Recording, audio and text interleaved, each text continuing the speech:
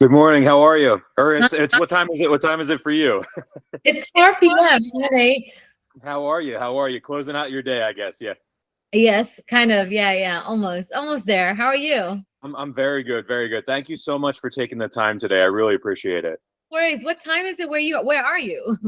So I'm in York, Pennsylvania, so a little bit outside of Baltimore, Maryland. So it's about 10 a.m. for me on the East Coast of United States. Yep. Okay. Nice. Well, thank you for reaching out, of course. Yeah, I'm looking forward to talking with you. I only so I don't I'll go through the kind of shtick for this. It's very organic and it's very raw, and literally it's we meet in person right now and we talk for 45 minutes to an hour about all about your career and about Right. your life, and then Right. that's the story. It's very simple. I don't have an agenda. I'm not looking to do anything. All I have is a few questions that I wrote based off your LinkedIn profile. But your story, I'll give you 90 seconds on myself, and you'll find that our lives are very intertwined. Just you're international, while I was doing the same similar things in the United States. Oh, really? So Okay. I think we can have a very cool conversation. I'm very excited to have this conversation today. Yeah, so I'll give you my 90 seconds so you know who you're talking to. Right. I'm not just a regular podcast guy. I'm 25 years in food and beverage. Right. 20 years specifically in wholesale distribution. I worked with Ariglio Beverage in Philadelphia for a long time, one of the largest wholesalers in the East Coast and around there.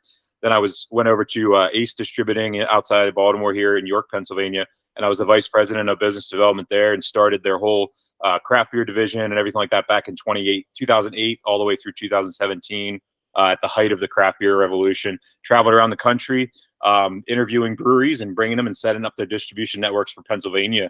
Then 2017, I started working on the manufacturer side because I was a brand manager at the distributor. I was getting a lot of breweries, wineries, and distilleries that wanted distribution but didn't have the business sense, didn't understand it. So I left that company. They did a change of ownership. It was a perfect time. I took the envelope, and that was my opportunity to start my own thing. And I took the envelope in April 16th of 2017. Right. And been doing this full time. This business that you're talking to me through, Freemind, is business I started in 2008. So I started this business when I was a senior in college at Drexel University in Philadelphia, and I was booking bands and then making the posters and the handbills and all that stuff. And it's just it was registered as a marketing business, and I've just evolved it since then. Yeah. So That's very interesting, eh? That's very interesting. So are you completely not involved in the drinks industry anymore?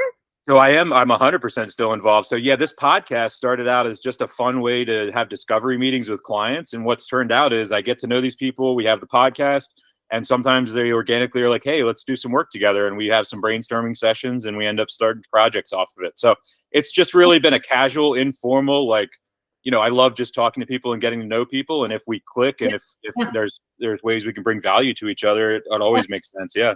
Because I saw that you interviewed Drink Parch as well.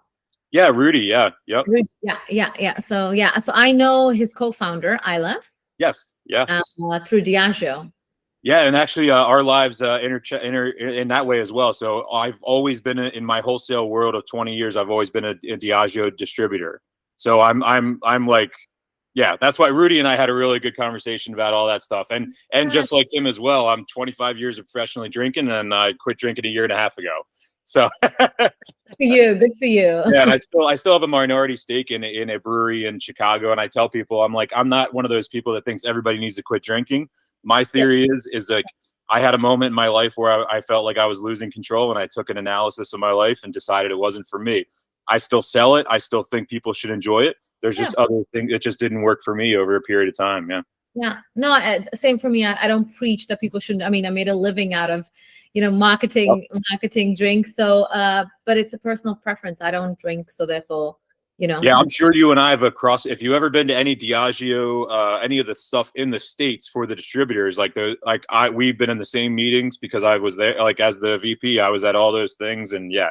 I've been in the New York office a few times for Kettle One, actually. Joined the Kettle One business. I was never in the Kettle One business, but I was in all the beer side of Diageo. Are those the meetings? I've been on the beer side. I've actually been on the premium brands, so Johnny Walker, Zacapa, that, and then I joined the Kettle One business from the distillery. So from actually the family business as well, and then they have a joint venture with Diageo. So I used to visit and, up in California as well. So, okay, well, good to know that you're from the industry. So that's great. Yeah. So you don't have to hold back with me or anything like that. So we'll jump right in. I think this is gonna be perfect. Just for starting purposes, just do name, business, when you were founded, any sort of intro you want to kind of do, and then we'll roll right into our talk. Yeah, whenever you're ready, you can just go ahead and with your intro. Yep. Hi, my name is Sharan Bal, and I'm the founder and CEO of Entrepreneurship Spirits. We launched in the Netherlands in Jan 2022. And we're a fairly new business. We're in the business of making non-alcoholic drinks that make for an inclusive drinking experience. We'll start right off with you're obviously from the industry. We just chatted a little bit before. We both kind of zigzagged a little bit through there, and now we're in the non-alcoholic space, and we're talking about non-alcoholic products. Talk to me a little bit about where the idea and the light bulb moment came for your spirits company, and then choosing a divergent path from your experience prior. Yeah, sure. Nate, I've actually, I'm not a drinker. I've never developed a taste for alcohol. Even though I worked for the likes of Diageo and Nolet Spirits, I was a non-drinker myself. So being, amongst great brands, great hospitality, some of the greatest brains in the business, I always felt like there was something missing for me, even though this is a huge industry and a great industry. And as an innovation manager, at one point, I thought to myself, I have all this data and I know people are drinking less and less. I'm not the only one. Why are we not doing anything about it? And so, I pitched the idea a few times and there wasn't much appetite for it. So I thought, okay, maybe not here. But the idea kind of was stuck in my head. And, it was a firsthand experience. I would go out to bars and, be quite socially active, but I wouldn't get, a drink that was fit for my preferences. So it was kind of annoying at the same time that I was working for this big company, marketing all these great drinks and experiences, but I wasn't getting the best experience. So that's kind of where the idea started.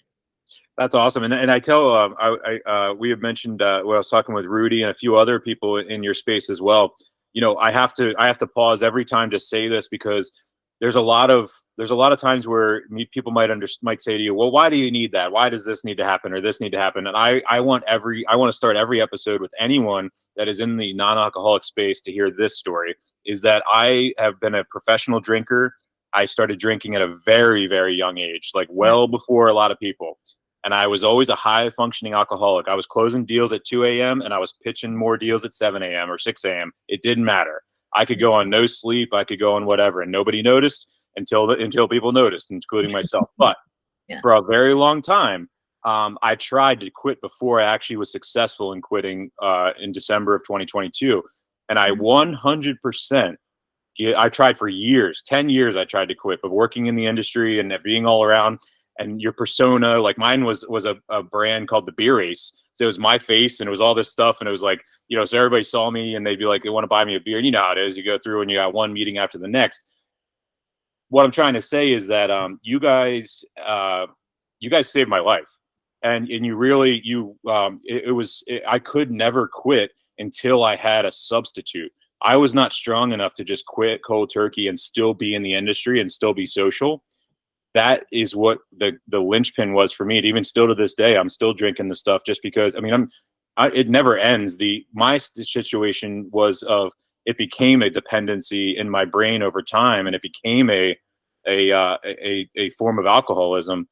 And it was not because of my job, but because of my choices. You know what I mean? Within the job, there's lots of people that work in the industry and don't become alcoholics. You know what I mean? That's I want to make that part clear in what I say, but I need to give credit where credit's due to people like yourself, because you're in a situation right now where you're hitting weird resistances from people that are afraid because they know you have a great thing going. And I don't know about you specifically, but I read a lot of articles and I just get really frustrated to read alcoholic companies that are disparaging or shooting down the non-alcoholic industry and not realizing how much it can complement and enhance the entire category as a whole. And to quell something, it's just such a sign that you guys are doing the right thing. And I am living proof that it is working. And whether it's for the person that doesn't drink because of their own personal preferences, or people like me that have to have something in their hands while everyone else around me is drinking. Like that's the situations where I like, it's not at home. I'm not slamming non-alcoholic cocktails, in the dark, but I take them to barbecues. I order them when I'm out at bars and restaurants, because just because I'm not consuming doesn't mean I need to be at home all the time. And this is so true. And times are changing. I mean, the big alcohol companies are investing heavily in non-alcoholic brands, the infrastructure, the retail side, and enabling a lot of opportunities with retailers and wholesalers as well. And we need that, right? Like, we're all startups. Most of the non-alcoholic spirits are startups. So we need the big guys to kind of say, right, we need to invest in education, awareness, and the infrastructure, both in retail and in product. But there was definitely a lot of resistance from people that drank alcohol, for sure. But I think what is wonderful is that the data that we have now shows that it's not just teetotalers like me that drink non-alcoholic spirits. It's actually people that consume alcohol or have consumed alcohol. They're moderating, they're resetting, or they're just, trying to find a substitute, and they don't want to quit in the long term. I mean, health and mental health has become such a big focus for our generation. And therefore, there's a lot more focus on what you consume and put in your body. I completely agree. And I aside from the non-alcoholic space, my other driving question for you is, working internationally and all the different things that you've done. I mean, it's a lot of people are siloed into their domestic territories and things like that. Talk a little bit about how the psychological strategy for yourself to stay up to date with all the trends and all the things when you're not when you're dealing with so many societies and so many cultures. How do you kind of envision and wrap that around inside, and when you go through your strategy?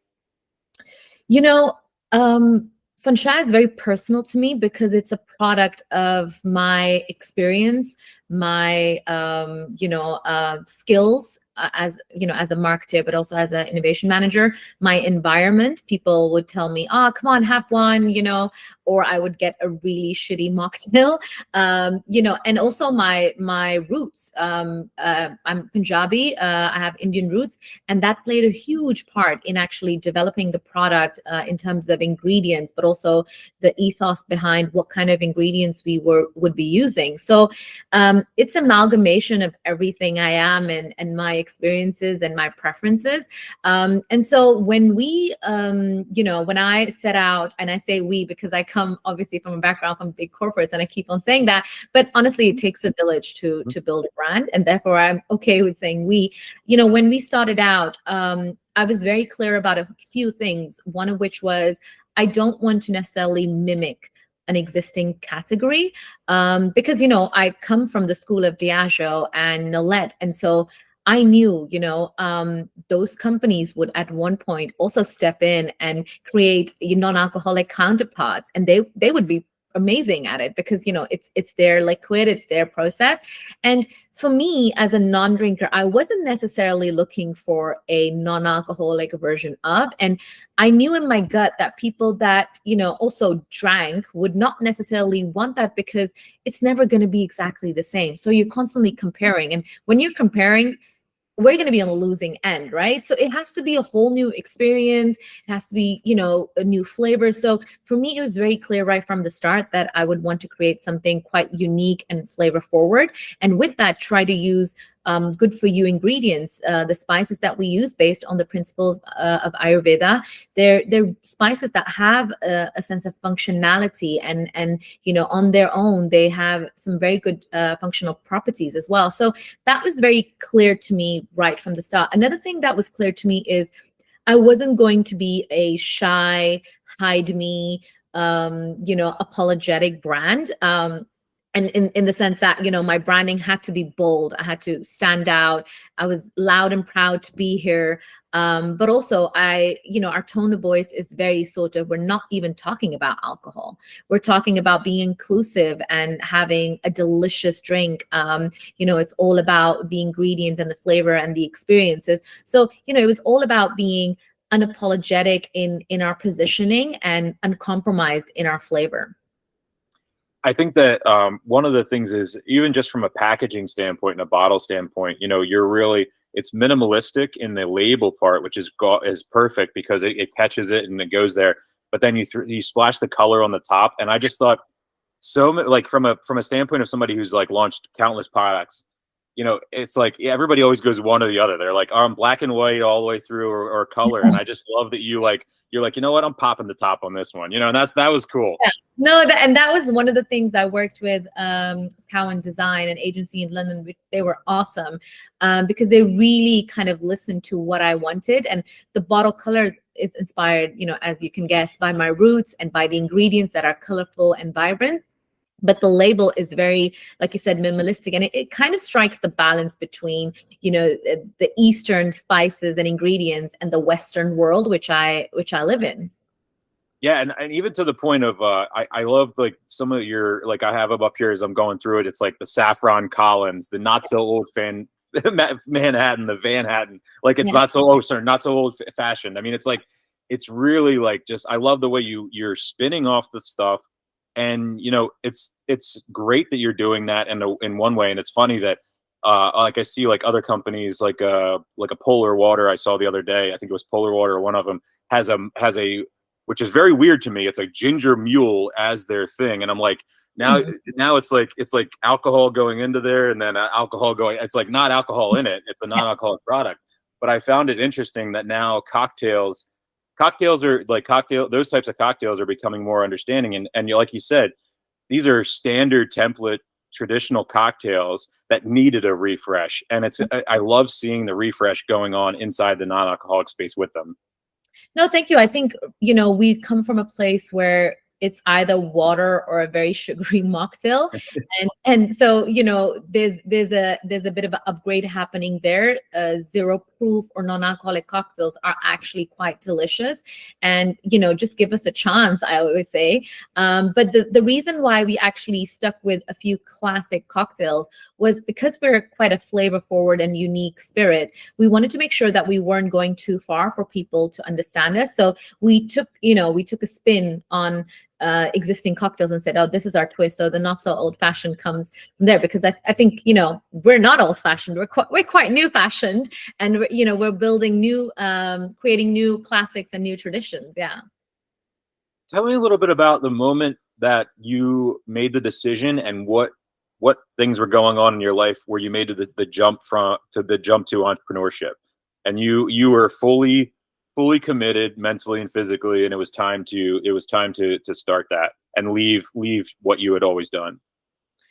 I think if you ask any entrepreneur out there, I think it's a slow burn. It's been in you for a while. You've been thinking about it. And it wasn't that I wasn't happy in my career, or that I wasn't working for the greatest companies with amazing people. That all was perfectly fine. It was just that I felt, I want to create something that I can consume as well. So it had been there for a while, but the actual moment, it was in LA actually. And I'd gone out there for work. I was working for an Olet distillery at the time. And we were doing some work in LA with the office there. And I was staying at a beachside hotel, which had an amazing bar. And I remember after a long day of work, I was sitting on the beach and I ordered what I thought would be a decent non-alcoholic cocktail, and it wasn't, to say the least. And I thought to myself, what is wrong with the world? Just because I don't drink alcohol doesn't mean I need to be killed with the sugar or other. I mean, I was just drinking a smoothie basically, and I thought, oh my God, I can keep on doing this. And a wise person once said to me, or I've read this actually, that if you close your eyes and you can't imagine a world without a product that you're envisioning, then do it, just do it. So I thought to myself, okay, I can keep on doing this because I'm having a great time, but there's also this nudge that I keep on giving myself, like, oh, I really want to do this. And I just didn't want to live with the regrets. There's one thing I don't want to do, is wake up one day and regret that I didn't do it. And so it was kind of taking a plunge from a very cushiony job in an industry that I loved, into completely going solo, it's a humbling experience, to say the least. To go from having all of that infrastructure and the safety net and the stability to then going solo. But I think I had this conviction of like, I need to do this because for myself, but also I think, this is what the world needs right now. And I had the data. So it wasn't like I was going out to get data and do research. I knew it. I was working in the industry. And as an active sort of social person, I was seeing it everywhere. So, talking to a lot of bartenders as well at that time that kind of, said, we want to make delicious non-alcoholic cocktails, but we don't really have what it needs, and a lot of the ingredients they were using, they were either expensive or they don't stay good for a long time. So they were resorting to fruits. So I knew there was a gap, and I knew the industry was going that way. So I kind of had to take the plunge. That's awesome. And when you went through initially, like, was there a lot of resistance or anything like that, or was it kind of balanced as far as like people that were excited, and then the resistance part as far as that goes? It depends who you spoke to, honestly. It depends, because a lot of people were telling me, you're crazy. Like, are you really leaving this industry for something that hasn't been done? And I thought to myself, well, that's what's called innovation. There you go. That right there was your answer. It is, and I always say, when the door you're knocking on doesn't open, it's probably not your door. But I did. I mean, even finding the right distiller and someone that would produce, beside me, sometimes was a really tough conversation. They were like, it hasn't been done. We don't think it's possible. How would you do it? So there was a lot of resistance there, but you just gotta push through and find your people. And I ended up creating a panel of like bartenders, chefs, sommeliers, consumers, and distillers and scientists to really come together and sort of figure out how we were going to, because I also didn't know at the beginning, right? I had this vision of like, okay, it has to be unique and flavor forward with beautiful ingredients, and it has to be, should work in a cocktail. But one of the first things that when I started creating was, oh my God, everything that I'm tasting, what is out there, and there were a handful of brands, when you taste them neat, like pure, they're not really good. And so that was one of the things that for me was a really important thing, that like the proof has to be in the pudding, and it shouldn't be something that only tastes decent or delicious when mixed in a cocktail. So that was, trying to find people that believed in that was kind of hard. It wasn't until I realized how, and you can curse on this, don't worry. I wasn't real how shitty the cocktail mixes were at bars until I quit drinking. And not only that, I realized how like they never put them back in the fridge on time. They were always, it was such a, and my palate was so in tune because of working in craft beer. Like I did the Cicerone certifications and all the, like my palate was drilled, master of beer styles at Seville Institute. Like I was not just a regular drinker. And that's the other reason I think I got away with it for so long, because I was educating people about drinking while I was an alcoholic. But it was one of those things where that education took me into like understanding where bacteria and instability of products and all those things. And as soon as I quit drinking and my palate got really refined, like it's been about a year, a little over a year and a half now. And I taste things in such a different way. And the feelings and the taste that exists in those bars. And I'm not speaking of all bars, but a lot of bars don't. It is just a filler. It's just the mixer, and the alcohol kills that crappy taste. And it was a real eye opener for that. And I was there with you, and all the way through, from all the like sitting in those places, drinking that stuff, and being like and being someone that quit drinking, I was already using candy to curb my cravings. And I was just like, I cannot curb cravings with my Starburst and then go drink another Starburst at a bar later. Like, it's just, I'll be a diabetic in a year, like, it's like, it's true. I mean, it's funny because Fansha aromatic spice is actually sugar-free, but sometimes, when I see how people consume it, they still add on mixers with a lot of sugar. And I think to myself, really, like, when you look at a product, you're looking at, it has to be sugar-free, low in cal, gluten-free, and all the 9 yards. But when you're mixing it, you're not even paying attention, because they focus on the main spirit and they kind of forget about the rest, which is which is funny to me because you're like, shouldn't you look at the total like product that you're trying to consume? But I mean, it is true. And I think being a non-drinker, I had quite a, clear palate as well. When I was working for Diageo, they would call me into, the labs when I was there and say, oh, do you want to do the morning tastings of all the products that we're working on, all the innovations? And it was great. So I got a little bit of a like taste for like trying out new liquids because, our brain is almost kind of, it works in a way that we only like what we recognize. So sometimes it's hard to try something new. So, having that experience really made me think sort of, blank canvas kind of a way. No, that's perfect. And talk a little bit about with your product specifically, like, you aren't just having the traditional products and you're not having the traditional recipes. Talk about your specifically from the liquid standpoint and the formula standpoint, what types of ingredients is and your, whether it's your personal influence inside of there, obviously you talked about that, and kind of how, and so grab like 2 or 3 examples of the different products and what types of infusions and ingredients are based in there to give that differentiation point. Yeah. So we decided in our journey, and I mean, it took me 2 years and 27 trials to create Funshad it is now. And then there was a whole commercialization process after that to make the product and not kill people. Let's just say, like it has to be safe.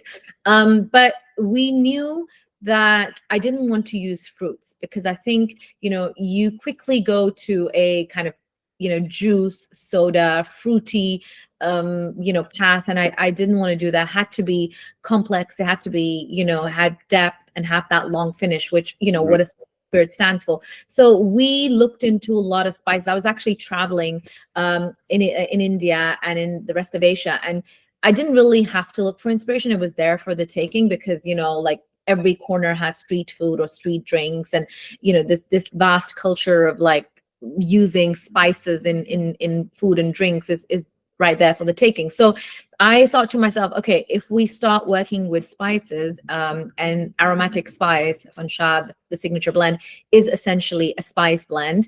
We use about 30 plus spices in there, but the most significant ones are saffron, in neroli, and galangal. So we chose these 3 key spices to really deliver on aroma, on the flavor profile, the texture of it, but also for their functionality. Because I thought to myself, oh, this is great. These spices are not just delicious or aromatic. They actually have a functional benefit that is good for you. So essentially our spice blend is a very uplifting blend because, neroli is an antidepressant, as you may know. Saffron is a mood enhancer, and galangal is a natural aphrodisiac. So with that blend, we also created something that actually, is a bit of uplifting. And when I do tastings with people, 9 out of 10 times they'll come back to me and they say, are you sure there's no alcohol in there? And I'm like, positive,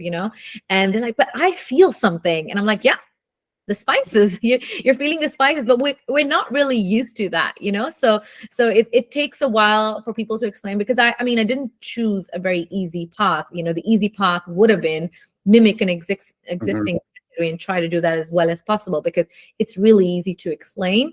But I kind of went onto this, unique proposition, hybrid, functional kind of a, route. So it takes a little bit more explanation, but I don't regret it at all, because I've delivered a product that is delicious, neat, so you can have it on the rocks, and it gives you that discerning, indulging experience. But you can have it, either mixed in with a mixer, with a ginger ale, or in your dark spirit cocktails. Do you have any retailers or that put you into the functional beverage space as well as the NA or alcoholic space, or like do you get double facings because of your dual category? So in the Netherlands, we're currently only available in the Netherlands. We are looking to kind of make that international crossover soon. Hey, there you go, everybody! Listen up, all right? There you go. Bring us to the U.S. We got a lot of distributors that follow this podcast, and a lot of industry people that follow this podcast. Yep. That's great. So when we pitched, so actually we were ready to launch just before COVID, and then obviously COVID happened, and you know what happened, the world shut down. So we had to halt our production and kind of our plans, because the idea was to launch Fansha in the hospitality, but it was completely closed down. Now, in the Netherlands, liquor stores were, yeah, kind of categorized as essential businesses, and therefore they were still open. And we saw that they were actually also seeing that there was an increase in non-alcoholic consumption, and obviously a lot of people were buying non-alcoholic products. And so, you know, we pitched with them, and we, you know, saw a gap in their offerings, and a lot of them were at that point either non-alcoholic wine, non-alcoholic beer, or, you know, like I said, the mimic alternatives, the one-on-ones, but they didn't really have that unique proposition there, and all, you know, with a functional benefit. So they really, you know, appreciated that it was a completely new flavor profile. And in the Netherlands, they're kind of not there yet with, you know, functional and adaptogens. They find that a little bit scary. So we don't see a lot of that yet. But, you know, in our communications, we've been pushing it more and more, and we're seeing that, you know, consumers are actually completely on board with it. Retailers are a little bit more, I guess, conservative. You know, we don't, I mean, in the US and the UK, you know, there's a complete shelf section dedicated to functional. That's not the case here yet. But, you know, having said that, the market is growing. We've got non-alcoholic retailers here. There's more and more appetite for it. I mean, Ayurveda, you know, functional teas, THC, it's coming here as well. So, you know, soon you'll start noticing that. But yeah, here we're just, you know, in the non-alcoholic section, positioned as a unique spirit. That's awesome. I actually, it just hit me. Actually, you're the second actual guest from that lives in the Netherlands. I had an expat that is a sales rep who has a consulting company. I am going to introduce you guys later today. So because they moved out there during COVID. With the expat program that I guess Denmark works with the United States. There's some program that they encourage. If you have to be a business owner and bring your business to the Netherlands, and there's a grant program they did and all that stuff. Yeah, the business visa. Yeah. Okay. Yeah. So I'll introduce you later today via LinkedIn. I'll put you guys together. Yeah, I just realized that. I was like, wow, if I connect people across the pond like that, that'd be sweet. That would be cool. Yeah. Yeah. No. Yeah. So let's talk a little bit about. You know, I caught when you said about 27 iterations, and I've been there from with products development, from the bar napkin all the way through the packaging to the SKU counts to all the stuff. Go through 27 iterations. I mean, that is, I'm going to be honest, like most people quit and then go back to a day job at 4 or 5. So like, I want to compliment you and commend you and ask you, is it because you didn't really have a leading category, like you were kind of pioneering a path? Was it challenging to find a benchmark? Is that kind of where it went through on that? I'm not gonna lie, it was a lot of blood, sweat, and tears. It wasn't easy. And you know, when you are doing something that the taste, you haven't defined the taste yet, it's also like, when do you stop, right? So, and I'm a little bit of a perfectionist, so it was kind of hard, even when we had the winning sample, if you like, to say, okay, this is it.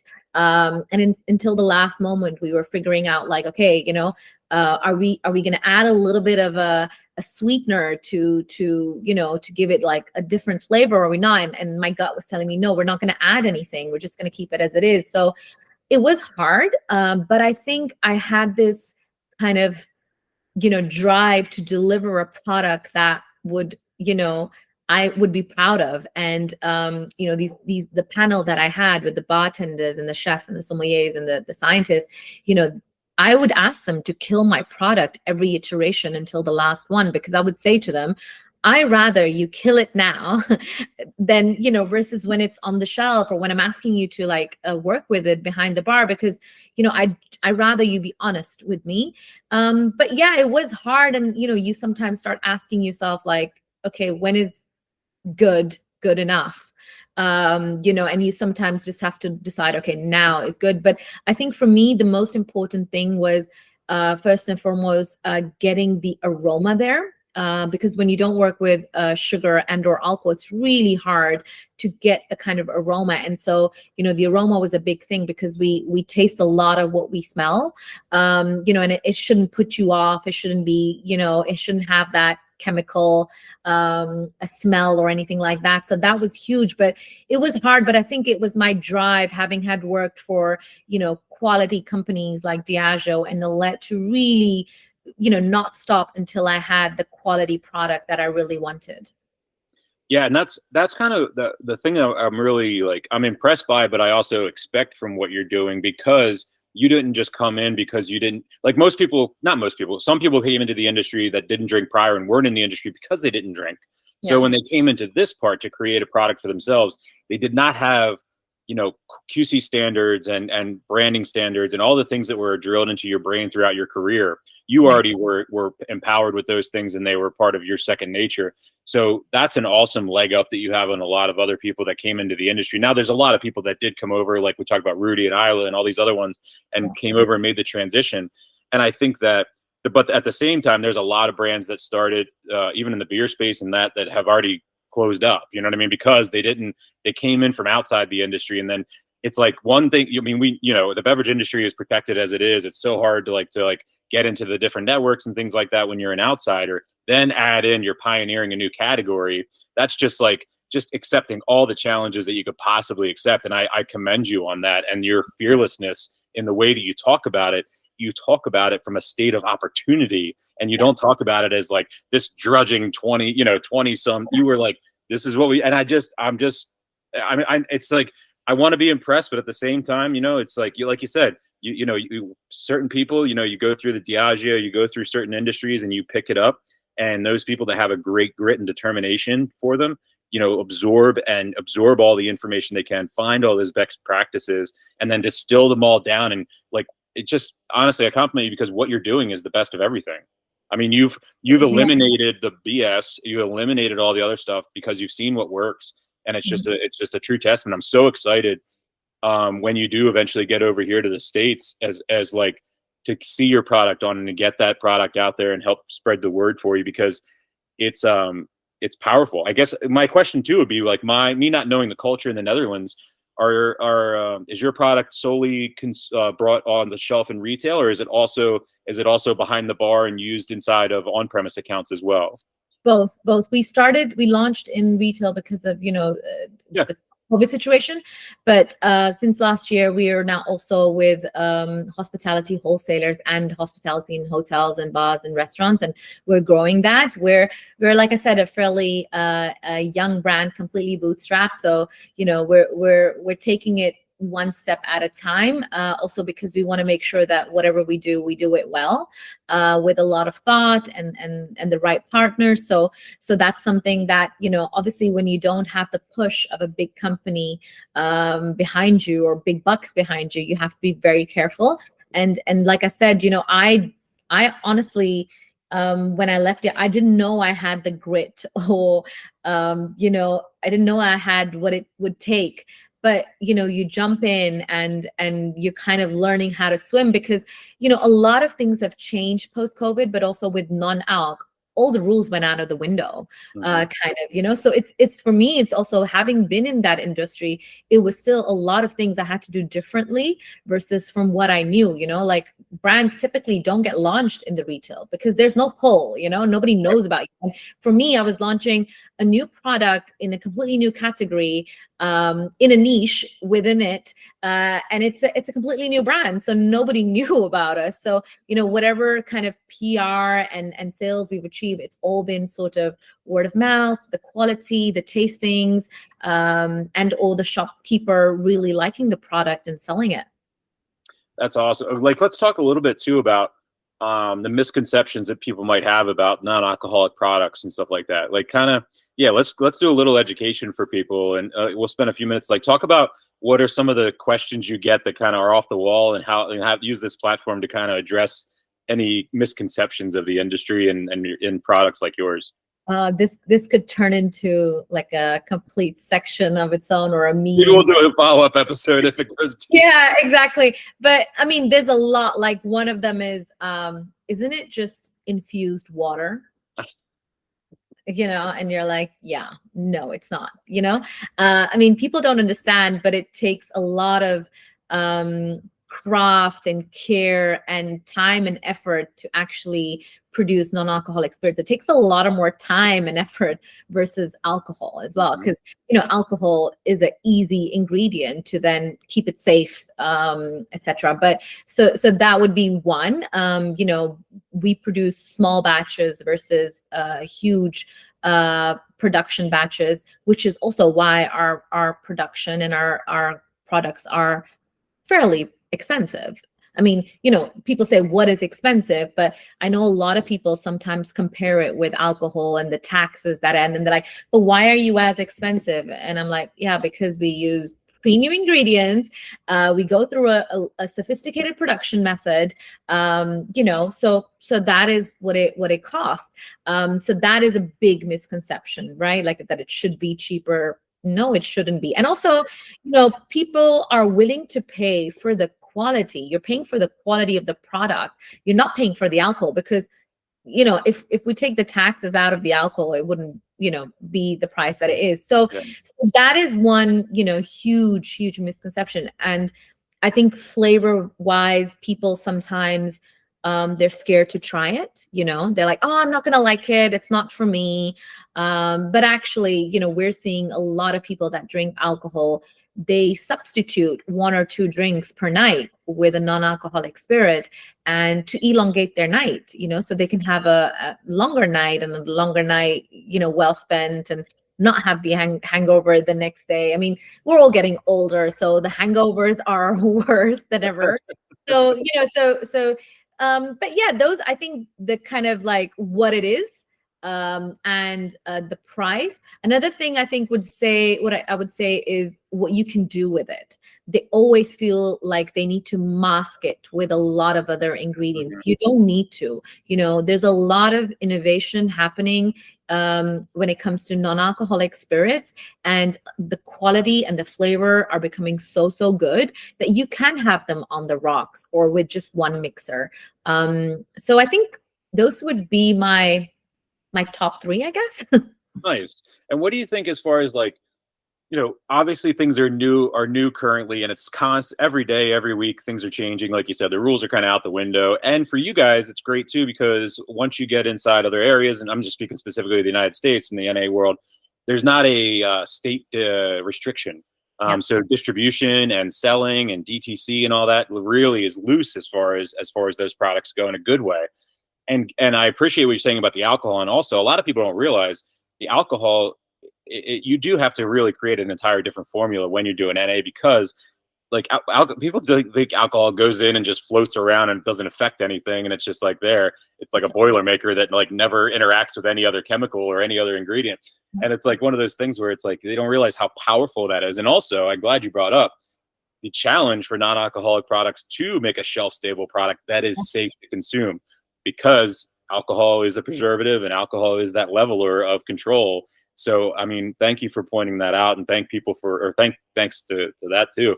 And with kind of where we're going with the conversation of the current state of the NA market, where do you kind of see like the next 3 and 5 years with yourself, as well as with the industry as a whole? Are there any trends you're seeing, and without giving away any of the secrets or anything like that, No, that's okay. I think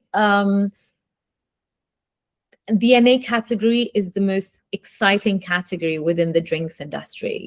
It's outperforming itself, it's growing, and it's exciting because there's a lot of new innovation happening within that industry, and not just non-alcohol, but functional, whether that is adaptogens or THC, et cetera. There's a lot happening, and I think a lot of new unique flavors. And I think because people are demanding better products, better flavors, they're well-traveled, they have, they're connoisseurs in terms of food and drinks, and they don't just want a non-alcoholic product. No, they want a delicious, good quality. And we've seen that, trend within alcohol as well, where premiumization was becoming the norm. People wanted to have, less drinks but better drinks per night. So, we're seeing that innovation. I feel like big companies, as to what I said earlier, are now investing heavily in this area because they need to, and they believe. I mean, Heineken even said that in 2025, 1/3 of their business, will come from non-alc beer. And I think it's great what they're doing. They're pushing it, big sponsorships in Formula One, non-alc is a big contender there. So I think a lot of things are happening, lots of investment, the demand is there, demand for better products are there. There's a lot of brands coming in, and I think it'll be good for the choice of the consumer to have these things. In terms of where I think Fansha is headed, where our mission with Fansha is to create drinks that elevate your drinking experiences and make it inclusive. Those are the two big things that we're focusing on. How can we elevate your drink moment when you're choosing not to have alcohol? I'm sorry, there's an ambulance outside. You're good. Okay, cool.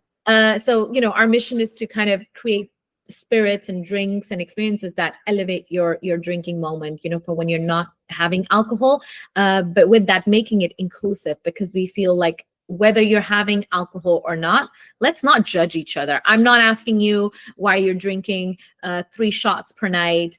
Don't ask me why I'm not drinking alcohol. Let's normalize this. And that's I love when people do that, and I hear it so much where people are like, well, why are you not drinking? I'm like, if I was doing heroin over here, would you wonder, or like if I wasn't doing, like, it's like to say, why aren't you? Exactly. The fact that it's only alcohol. Nobody ever says, if somebody's walking down the street and not smoking a cigarette, they're like, hey, why aren't you smoking a cigarette? Or, hey, why aren't you doing cocaine? You know what I mean? Like, who does? I mean, people just, and I love that you brought that up because I get it all the time. Yeah. All the time. Yeah, but I think we should normalize it, right? That's one of my personal missions, is to normalize not drinking. Yep. And I don't want to preach, but I'm just trying to say, if I don't want to have a drink, don't ask me questions. Don't ask me if I'm pregnant, if I'm boring, or don't, those questions. Like, oh, it's your medication, or, oh, you're sick. Yeah, or, and I've been through my fair share, of those answering those questions. And, why is it any of your business of why I don't drink? Let's just normalize it. Let's just be okay about it. So I think that's one of our companies and my personal missions as well. In terms of, our products, we are obviously behind the scenes working on our innovations, a second blend, hoping to kind of, go into the RTDs as well. So, there's lots of excitement happening to make sure we establish ourselves as a premium non-alcoholic drinks company that can cater, to people that want to have a good quality drink, whether that is on the rocks or in a cocktail, and they can do that.